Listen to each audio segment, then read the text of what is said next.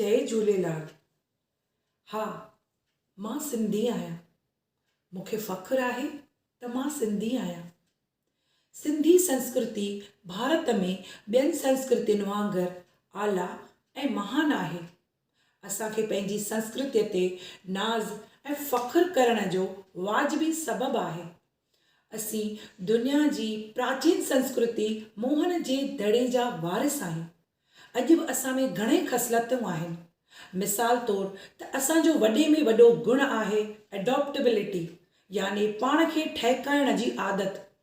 सिंधी कहिड़ियुनि बि ॾुखियुनि हालतुनि में पाण खे ठहिकाए सघंदो आहे।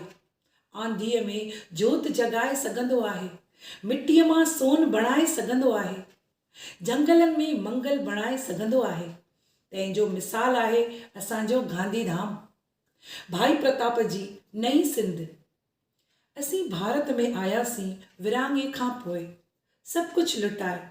असांखे शरणार्थी चवंदा हुआ, पर असां महिनत ऐं पुरुषार्थ करे पुरुषार्थी बणियासीं ऐं ॿियनि खे मदद करे हाणे असीं परमार्थी बणिया आहियूं।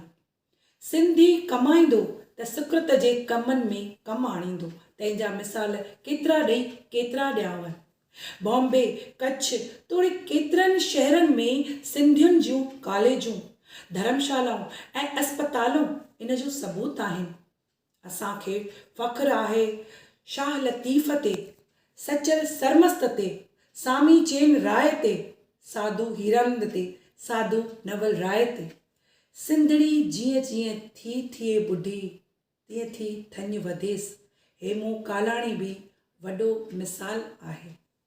जय झूलेलाल।